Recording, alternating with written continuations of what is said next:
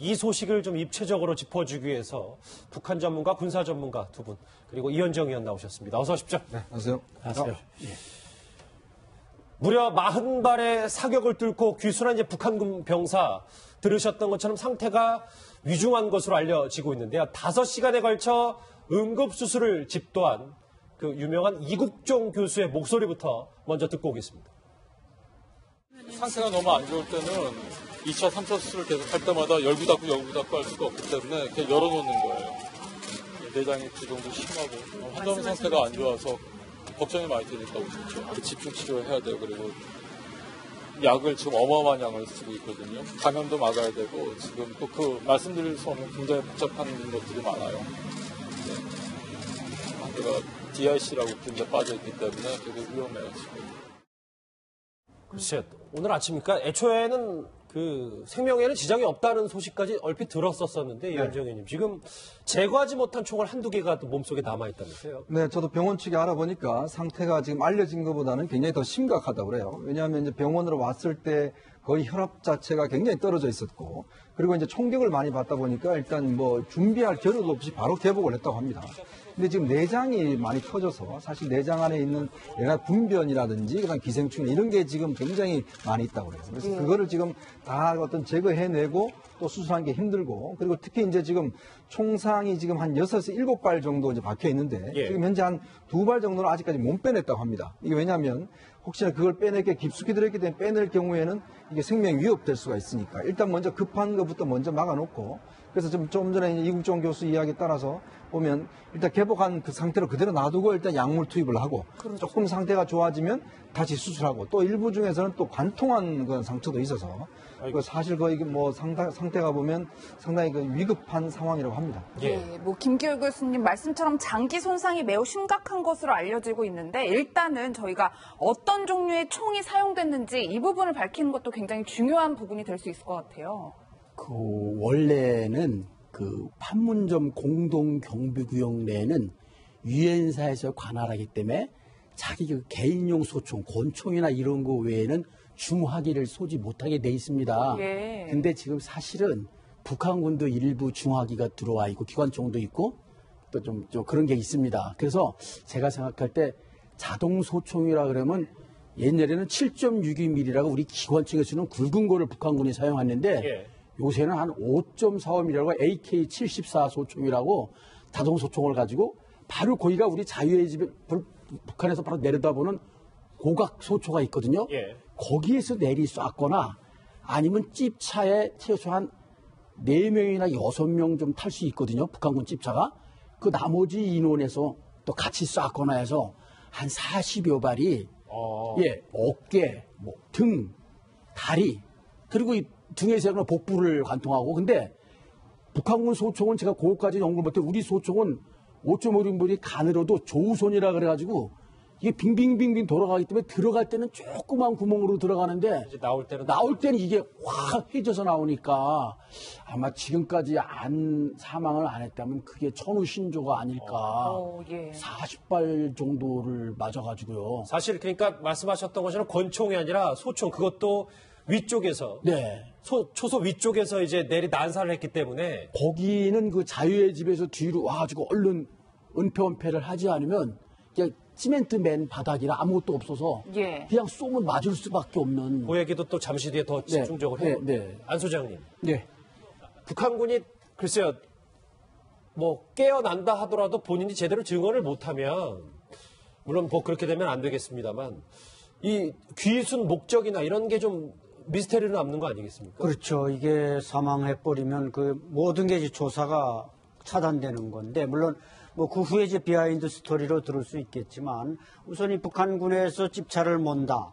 운전병인지 뭐 정전위원회 사람들은 대체로 또 복장을 변장하니까 저렇게 경무원들이 나와 있어도 사실은 하전사 군복을 입고 있어도 다 강공군관학교나 이런 걸 졸업한 위관급 군관들이 대체로 나와 있습니다. 그래서 이 친구가 몰던 차가 지금 간부용 찝차인지 보급형 나용차인지 후방물자 공급하는 건 잘 알려져 있지 않지만 어쨌든 북한군에서 차를 몰았다는 건 상당히 어떻게 보면 좀 자유분자, 북한군에서 북한에서 제일 자유주의를 많이 하는 게 또 이게 운전병들입니다. 예. 차를 끌고 돌아다니다 보고 뇌물을 써야 되고 뭐 부정부패가 많으니까 어쨌든 이 친구가 그래도 대한민국을 선택해서 오는 과정에 상당히 그 사선을 넘으려고 했는데 좀 저렇게 부상을 크게 당했고 이자 말씀대로 이게 북한이 제가 볼 땐 분명히 권총을 쏜 건 아닙니다. 예. 경무원들이 그 안에 한 30명 근무하는데 한 사람이 한 발씩 쏘겠지만 다 자기 위치에서 일하고 있기 때문에 이것은 분명히 공중초소에서 AK 소총 이 30발이 장전되는 무지개 탄창에 하는 사격을 했기 때문에 저렇게 6발씩 맞았고 쓰러지지 않았나 그렇게 분석이 됩니다. 예, 이현정 의원님 사실 지금 현재까지도 이 북한 병사를 돌보고 있는 분이 바로 이국종 교수님인데 이분이 사실 굉장히 유명한 분이시잖아요. 그렇죠.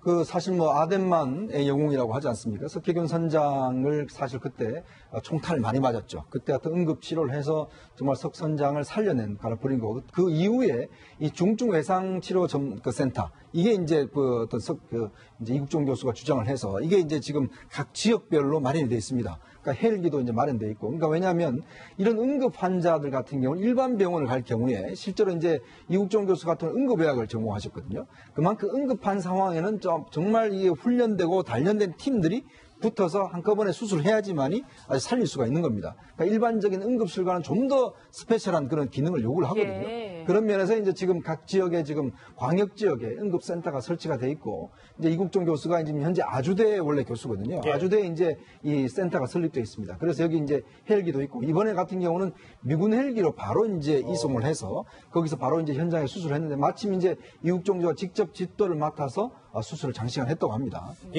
이국종 교수의 수술을 받고 기적적으로 이제 목숨을 건진 이제 석혜균 선장이 과거 이런 말을 했습니다. 목소리 들어보시죠. 참 세월이 빠른 것 같습니다. 당시 제가 생가사의 갈림길에 참 긴박한 순간을 맞이했는데 감개무량하고 제가 그 당시 상황으로 봐서는 살아날 가망이 없었는데 4주년이 되니까 벌써 4살이 되었지 않습니까? 점점 자라고 있습니다. 글쎄요, 이 석혜균 선장 때처럼 이 귀순한 북한군 병사를 이번에도 이국종 교수가 살려낼 수 있을지 우리 국민들 많은 응원을 보내고 있습니다. 이제부터 북한군 병사의 어제 동선을 좀 집중적으로 짚어보려고 하는데요. 군사 분계선을 넘은 과정과 그 배경, 사연 아직 미궁에 빠져 있습니다. 당시 긴박했던 상황은 분명해 보이는데 황수연 앵커가 먼저 정리를 해봅니다. 북한 군인의 귀순 당시 긴박했던 순간이 공개됐습니다. 우선 우리 군의 브리핑 내용부터 듣고 오시겠습니다. 북한군 기순자 1명이 적초소 부근으로 차량으로 돌진하다가 배수로 턱에 바퀴가 빠졌습니다. 그 상황에서 차에서 하차하고 MDL 남쪽으로 도주하는 모든 상황들을 경계 시스템을 통해서 추적 관리하면서 상황을 유지했습니다. 귀순한 북한 군인이 군용 지프를 타고 JSA 인근 북한군 초소까지 접근한 것으로 알려졌는데요. 이 군인은 지프를 몰고 빠른 속도로 초소 인근까지는 접근했지만 지프 바퀴가 배수로 턱에 빠지면서 급하게 차를 버리고 계속해서 남쪽으로 달려서 도주한 것으로 알려졌습니다. 도주하는 동안 다른 북한 병사들로부터 총격을 받은 건데요. 실제로 이 군인의 귀순을 저지하기 위해 북한 측에서는 추격조를 보내 무차별 총격을 가한 것으로 드러났습니다. 현재 귀순한 이 군인은 귀순 당시 재활용 병사군복을 입고 있었던 것으로 알려졌는데요. 하지만 귀순 당시 지프차를 몰았다는 점을 등을 고려해봤을 때 사병옷을 입은 장교일 가능성도 있다는 해석이 나오고 있습니다. 귀순한 북한군 병사의 동선 이제 조금 더 이해가 되셨을 겁니다. 좀 더 깊게 들어가 보겠습니다. 오른쪽에 준비한 게 있습니다. 무려 40발의 집중 사격을 받은 귀순한 북한군 병사. 김기호 교수님이 이 공동경비국 JS에서 근무를 하신 경험이 있으니까 이 얘기를 좀 더 집중적으로 여쭤볼게요. 왜냐하면 좀 이례적이었던 게 이 귀순한 북한군 병사가 이 군사분계선 거의 인근까지 본인의 군용 지프차를 타고 내려왔단 말이에요. 이거를 저희가 어떻게 해석을 좀 해야 됩니까? 그러니까 그걸 하기 전에 그 오른쪽에 판문각 한번 짚어보실래요? 판문각. 여기요? 예. 그 북한군이 이제 그 정전 체제를 무시하기 위해서 판문전 대표부라는 걸 판문각에 세웠어요. 예. 그리고 판문점 대포부 관할하에서 저걸 경계하는 병사들은 병사일 수도 있고 대부분 간부가 많아요. 장교들이 하전사나 이런 복장을 입고 근무를 하거든요. 그리고 또 출신 성분이 좋아야만 돼요. 아하. 여기서는 다 우리 쪽을 보고 있으니까 출신 성분이 나쁘면 얼마든지 이렇게 자유롭게 조금 뭐 10m만 넘어오면 뛰면 바로 이쪽에 넘어오는 빨간 선. 그게 중앙군사분계선. 진짜 코앞에 있는 거 아닙니까? 그렇죠. 그래가지고 바로 건물 뒤로만 숨어버리면 되는 건데. 이렇게 탈출해서 이 바로 남측, 그러니까 엄폐를 한다는 게 바로 총을 안 맞게 뒤로 숨으면 된다는 말씀이잖아요. 예, 그럼 되는 거니까 뭐 순식간의 일이라 지금 많이 밝혀지지 않았지만 그동안에 뭐 이수근 사건도 있고 장교가 하전사 벽장으로 넘어온 경우도 있었고 간곡 10년 뒤에 이렇게 여러 건 사건이 있었습니다. 상호 또 충격전도 있고 또 우리도 판문점 자유의 집 이런 데로 구경 가듯이 소련 계통이나 그 동산층 계통도 판문각 쪽으로 구경을 많이 오다가 전에 소련 대학생이 한 번 또 넘어가고 총격전이 벌어진 적도 있었거든요.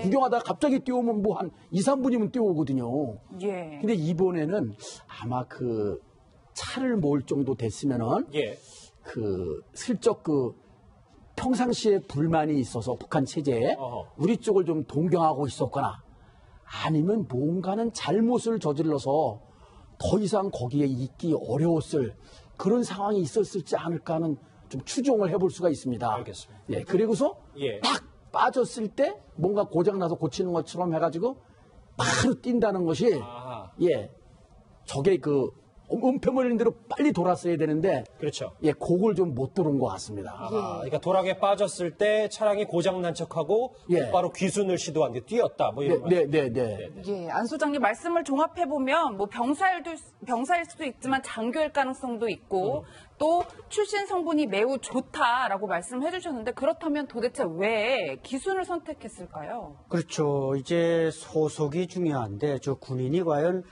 집차를 몰고 개성 시내에서 출발한 건지 아니면 그 JSA의 어떤 보급품을 나르는 그런 또 운전병인지 그건 이제 좀 더 조사를 본인이 이제 살아나서 조사해보면 드러나겠습니다만은 어쨌든 제가 볼 때는 판문점 가까이 다가왔다는 것은 그와 관련된 부대 송원이기 때문에 거기까지 나오지 그 전에 3-4단계를 집차를 타고 패스할 수가 없습니다. 그렇죠. 그렇기 때문에 저 친구도 출신 성분이 대단히 좋은 검토된 그런 집안인 것만은 확실한데 나름대로 뭔가 최근에 북한군에서 불만도 높아가고 있고 또 무슨 핵 개발, 뭐 ICBM 개발하면서 이게 보급이 잘 안 되니까 거기에서 이제 여러 가지 불평, 불만이 누적되고 또 상관과 다투을 가능성도 있고 북한군인 경우 대체로 간부의 집차를 운전하면은 제대할 때 제대를 안 하고 대학을 가거나 바로 이제 6개월짜리 군관 양성서를 보내서 표를 달아줍니다. 소위로. 그렇기 때문에 그런 과정에서 뭔가 불만이 충돌했을 가능성이 있습니다. 어쨌든 북한에서도 상류층일 수도 있다는 말씀이신데요. 그렇죠.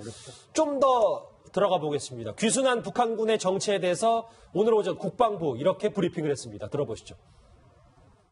JSA 근무자인지 아닌지 여부에 대해서는 군정에서 조사가 필요한 부분입니다. 비무장 상태였다고 말씀드리고요. 인민군 하전사 복장을 착용하고 있었습니다. 여러 가지 소지품이 있는 것으로 알고 있는데 합동 조사를 통해서 어떤 기순 의도 같은 게 좀 전문적으로 분석이 필요한 상황입니다.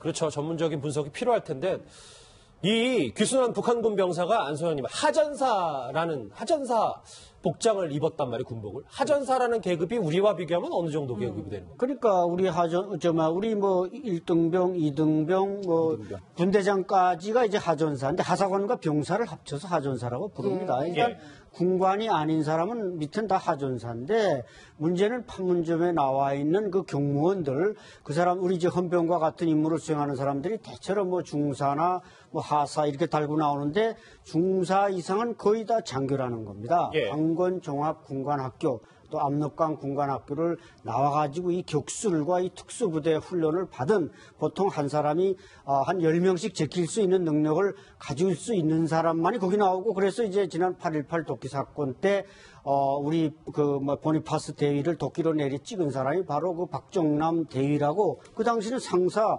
하사관 복장을 하고 나와 있었습니다. 그렇기 때문에 저 사람도 지금은 하전사 복장으로 일단 외모는 판단이 됩니다만은 실제로 아닌 게 아니라 소인지 중인지 이건 조사를 해봐야 이제 밝혀지는 겁니다. 예. 예, 김 교수님 사실 근데 저희가 짚어본 것처럼 말씀하신 것처럼 이곳이 뭐 평소에 이렇게 귀순이 잦은 곳이 아니고 말씀처럼 관광객들도 막 오가는 곳인데 왜 하필 이곳에서 귀순을 선택했다라고 저희가 생각해야 될까요? 저기가 귀순이 잘 일어나지는 않지만 귀순하기가 딴 데보다 쉬워요. 예. 한 2, 3분이나 5분만 순식간에 잘 뛰면 바로 귀순할 수 있거든요. 그러니까 JSA가 저 지금 화면에 그래픽으로 나옵니다만 예. 좀 북한군 입장에서 북한 쪽 입장에서 어찌 보면 등잔 밑이 어두운 조금 시도는 하면 어렵지만 하면 할 수 있는 곳. 그 지금 일어나는 곳은 불행하게 총을 많이 맞았는데 그 1998년인가 오른쪽에 보면 지금 저 건물 5개 있고 오른쪽에 또 있거든요. 예. 오른쪽으로 기순했을 때는 감쪽같이 기순했거든요. 잠시만요. 이 화면을 화면에 보면 그 북측 남측 그게 중립국 감독위원회라고 하나 둘 셋 다 6개 건물 있지 않습니까? 여기 있어. 예. 거기 감독님 요거 조금만 더 한번 네. 뭐 좀 주변을 해주시겠어요? 예, 그 건물 우측으로 예, 그 우측으로 그 1998년에 변용관 상위라고 그때는 하전사 복장을 끌고 보니까 우리 한 대위급쯤 돼요. 소위, 중위, 거기는 상위, 대위로 이렇게 나오거든요. 예. 그래서 한 상위면은 중위보다는 높고 대위보다는 낮은 그런 계급인데 거기 오른쪽으로 이렇게 왔을 때는 그 감쪽같이 왔거든요. 아, 이쪽으로 왔을 때는 좀 그때는 수월하게 왔었는데 이번에는 이쪽으로 와서 총격을 받은. 예, 그 아마 초소에서 감지되는 많이 보이기 때문에 좀 그랬던 것 같아요. 예. 예. 이윤정 의원님, 근데 네. 저는 궁금한 점이 사실 기자들이요, 여기 JSA 취재 많이 가잖아요. 그렇죠. 그리고 관광객들도 다니는데 어제 대낮이었단 말이에요. 네. 혹시나 민간인이 있었으면 굉장히 위험했겠다 이런 생각이 들더라고요. 그렇죠. 어제 그 시간 자체가 보면 오후 이제 3시쯤이니까 사실 이제 그동안 우리가 이제 그 JS를 가보면 이제 군인들이 이렇게 나와 있지 않습니까? 근데 이제 보통 때 같은 경우는 나와 있지 않습니다. 나와 있지 않고 이제 예전에 그 남북이 합의해서 평상시 때는 나와 있지 않고 이제 어떤 뭐 행사나 손님이 올 때만 이제 나가 있는 상황이고 그다음에 이제 CCTV가 다 이제 장착이 돼서 그걸로 이제 일제 감시를 하고 있거든요. 그러니까 그렇다고 한다면 사실 어제 같은 경우는 이게 40발이나 총알이 쐈다고 하면 아까 말씀드린 권총이 아니라 자동소총으로 쐈다고 하면 상당히 그 우리 쪽에서도 감지를 충분히 했을 것이고 그렇죠. 지금 일단 군당국 설명은 그러니까 CCTV로부터 처음부터 계속 보고 있었다 이렇게 지금 증언을 하고 있는데 예. 과연 제대로 이제 감시를 했는지 이 여부는 뭐 하지만 만약에 이제 우리 관광객들이 저게 이제 관광을 하고 있었다라면 이건 상당히 큰 문제가 될 수가 있는 것이죠. 예. 그러니까 그렇기 때문에 사실은 이제 그때 당시에는 다른 어떤 피해는 없는 걸로 봐서는 일단 관광객이 없었던 걸로 보여져요. 그렇지만 그러니까 저런 상황이 만약 관광객이 있을 때 벌어졌다라면 상당히 위험할 수가 있습니다. 이게 지금 보니까 예. 팔, 뭐 다리, 가슴, 뭐 복부 다 지금 총상을 입어서 안수장님. 그런데 제가 제목으로도 좀 짚어봤습니다만 북한군이 총격이 무려 40발이잖아요. 이렇게까지 많이 쏠 필요가 있었는지 혹은 북한군이 어떤 이유에서 이렇게 난사를 한 건지에 대해서 궁금합니다. 그러니까 이 40발이 바로 이 친구가 내려다 보이는 그 초소에서 쏜 건지, 그 다음에 그 뒤에서부터 추격에 오는 과정에서 쏜 것까지 다 합쳐서 아마 40여 발 되는 거로 지금 아마 통계를 낸 모양인데, 예. 어쨌든 제가 볼 때는 그 군사분계선을 넘기 직전에 아마 8 정도에 맞았을 수 있고, 그러나 지금 죽을 각오를 했기 때문에 계속 남쪽으로 뛰다 보니까 한 20, 30m에서 또 맞았을 수 있습니다. 바로 뒤에 그 초소가 머리 뒷꼭대기에 있으니까 이렇게 됐을 경우는 간신히 살아서 작은 목숨만 부지하고 그 한 50m까지 넘어온 거 아닙니까? 이때도 아마 북한군의 그 전선 규정은 그렇습니다. 38선을 넘었더라도 북한 군인이나 민간인이 남쪽 땅에 있더라도 그걸 쏴서 죽이도록끔 돼 있습니다. 북한 규정. 잠시만요. 그러니까 만약에 저 북한군 병사가 지금 군사분계선을 어제 만약에 넘었는데도 어제 쐈을 수도 있는다는 얘기죠. 쐈을 가능성이 충분히 높고 예. 북한은 규정이 그렇게 되어 있습니다. 우리는 제가 잘은 모르겠지만 우리는 적어도 군사분계선을 넘기 전이나 넘었으면 그 군인을 향해서 총을 쏘진 않았습니다. 제가 그 휴전선 근무하면서도 직접 목격한 사실인데, 근데 북한은 무조건 죽이도록끔 돼 있다. 사살하는 명령이 내려져 있기 때문에 예. 그 사람들이 총을 쐈고 그래서 상당히 좀 더 많이 맞지 않았는가. 넘을 때까지만 해도 8 정도 맞았다가 그 넘은 다음에 아마 이 내장을 파열하는 중대한 그 5발 정도를 더 맞지 않았는가. 이런 점에서는 이게 북한이 뭐 우리가 이런 걸 지금 정전협정으로 따질 수 없는 상황이 예. 조성돼 있지만 참 북한으로서는 잔인하다는 것이죠. 북한군 내부 지침은 넘어도 쏜다 뭐 이렇게 돼 있군요. 예, 말씀. 예, 그 지금 안 소장님 좋은 말씀하셨는데 만약에 저 병사를 죽이지 않으면 경계를 쓴 북한군들이 다 처벌을 받게 됩니다. 예. 아하, 만약에 이 군사분계선을 넘었을 때 이 초소에 있었던 그렇죠. 사살을 적시에 못하면 이 사람들도 나중에 숙청을 당하거나 할 수 있다. 그렇죠. 그래서 끝까지 쏘는 건데 그래서 그제 소련군 소련 학생 관광객이 왔다 할 때도 예. 우리 상호간에 총격전이 벌어진 게 우리가 적을 못하도록 제압하기 위해서 대응 사격을 또 하거든요. 예. 그러면 이제 30분 정도 그때도 총격전이 있었거든요. 근데 이번에는 북한에서 일방적으로 쏘고 우리는 대응을 못했거든요. 예, 그런 면에서 40발 정도까지 맞은 것 같아요. 예, 김 교수님, 저도 참 이 부분이 궁금한데 우리 군의 대응 사격은 그렇다면 왜 없었던 건가요? 그러니까 저기가 이제 체제가 보면 좀 복잡한 게 유엔사를 관할하는 유엔군 사령부가 있고 예. 그 참모부가 군사정조위원회의 비서처가 있습니다. 예. 비서처가 여기는 유엔군 산하에는 미군 유엔군 대대가 하나 있는데 미군 대대장과 참모들과 중대장 요원 간부들이 한 수십 명 정확히 인원은 말씀드릴 수 없고 그리고 그 사람들이 지휘 감독하에 실제로 우리 쪽을 경계하는 한국군 대대병력이 있습니다. 예. 그러다 보니까 이제 거기 지금 바로 즉각 대응하는 문제에서 상호 여기다 보고하고 또 어떻게 하고 지시받고 이러는 가운데서 한 10여 분 정도 시간이 소요되지 않았나 싶습니다. 예. 아, 잠시만요. 그 말인즉슨 네. 군사분계선을 넘어섰는데도 북한군 기순병사가 네. 북한군이 막 40발을 사격을 한단 말이에요. 그런데 네. 그것 자체를 바로 즉각 선저 주보고를 하는 게 아니라 그렇지요. 미군과 다 상의를 하고 하기 때문에 안 된다는 아니 그러니까 원래는 바로 했어야 되는데 제가 이게 참 의문이 가는 게 예. 40발을 쏘도록 가만히 있었던 것은 아마 그런 과정에서 우리가 신속히 위임됐은 그런 뭐를 했어야 되는데 그런 걸 좀 못하다 보니까 그런 일이 벌어졌고 또 이제 보고하고 지침 받다 보니까 한 15분 정도 또 흘러가고 예. 헬기 그동안에 또 오고 그러니까 유엔사 미군 헬기거든요. 우리 헬기가 아니고 예. 유엔사 관할 구역이고 그래서 일방적으로 또 엄폐 건물도 없고 그래서 저렇게 한 40발 정도 많이 맞지 않나 싶어요. 하나만 더 여쭤보면 앞으로 만약에 똑같은 상황이 벌어져서 북한군 기순병사가 군사분계선 넘었어요. 네. 당연히 북한이 이번처럼 40발 총기를 난사했어요. 근데 만약에 그 40발 가운데 하나가 우리 군 병사에게 맞았다면 그거 우리가 또 대응 사격 안 할 수 없는 거 아닙니까? 아니 그러니까 쏘면 우리도 바로 쏴야죠. 근데 이번에는 안 했잖아요. 그러니까요. 그리고 또 아까 맞았다는 그런 상황 나면 우리는 더 많이 쏴야죠. 비례성의 원칙이 있거든요. 등가성의 원칙이고 예. 우리도 최소한 40발은 쐈어야 되거든요. 예. 그건 조금 뭐 현장에서 근무를 하셨던 분의 입장에서 문제가 있었다 이렇게 보시는 아니 그러니까 현장은 제가 저걸 관할하는 군사정조위원회 정책기획장교를 해서 그걸 자주 가거든요. 예. 저기 이제 중립국 감독위원회 그 가운데 있는 건물 예, 이거요. 거기가 본회의장이라 예. 거기에 가면 이렇게 티 테이블이 있어갖고 마이크 선이 있거든요.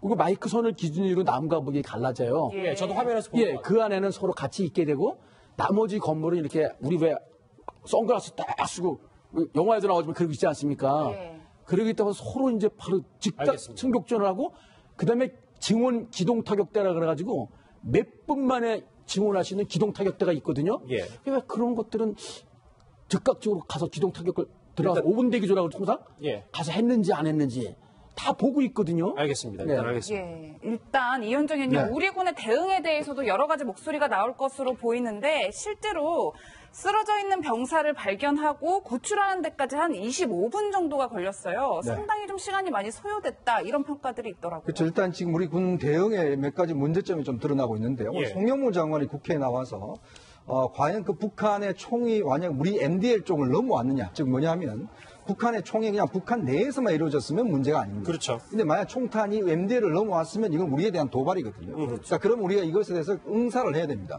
자, 근데 지금 송영무 장관이 넘어왔다라고 이야기를 했어요. 자, 그렇다면 그 48... 넘어온 건 확실하다. 네, 오늘 MDL에서 넘어왔느냐 하니까 그렇다라고 오늘 이제 국회에 답변을 했습니다. 예. 자, 그렇다면 넘어왔음에도 불구하고 왜 그러면 응사를 하지 않았냐라는 문제가 생깁니다. 자, 그러면 과연 우리 군의 설명과 같이 처음부터 이 상황을 보고 있었느냐? 아니면 뒤늦게 파악을 했느냐? 그렇죠. 이 논란이 있을 수가 있어요. 두 번째는 지금 이 넘어온 북한군이 이제 쓰러져 있지 않습니까? 근데 쓰러져 있을 때 우리 군들이 포복을 해서 가서 구했는데 그게 한 20여 분 정도가 걸렸단 말이죠. 예. 자, 그렇다면 지금 일단 우리 지역에 온 사람 아니겠습니까? 그렇다면 우리 지역에 왔을 때는 우리 군들이 즉각 가서 그 사람을 일단 빨리 구해와야 되는데, 그러니까 물론 이제 그 포복을 간 것은 이제 우리 군에 혹시나 총격이 있을까 한 것인데, 문제는 그렇다면 우리 군에서 응사를 해서 엄호를 해서 그 사람 구해와야 되는 게 어떤 우리의 수칙이라고 보여진다면, 근데 왜 그걸 안 했냐는 것이죠.